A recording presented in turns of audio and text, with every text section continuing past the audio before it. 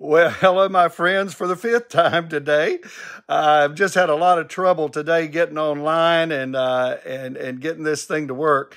But we want to welcome you to Nuggets at Noon, a little afternoon.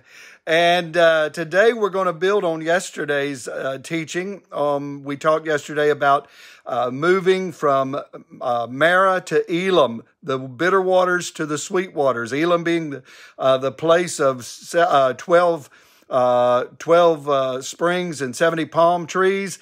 And God is wanting to move us out of the bitterness and move us into a place of supplying our needs. Today, I want to talk about compassion. In Exodus chapter number 22, verse 27, he says, God speaking, I am a God of compassion, and I am gracious. Some versions use the word gracious, others use the word compassion.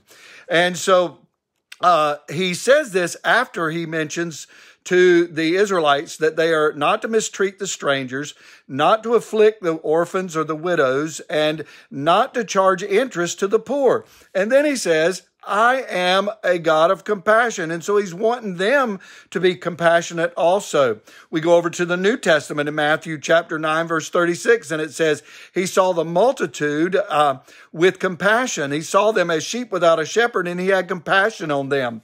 In chapter number 14 of Matthew, it says he was moved with compassion and he healed the sick.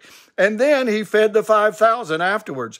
Then in Matthew 15:32, Jesus had compassion on the multitude and he fed the 4,000. And then in Luke chapter 7, verse 13, there was a widow whose son had died, and he had compassion on her, and he raised her son from the dead. So Jesus had compassion, God had compassion, and you and I are to have compassion on the less fortunate.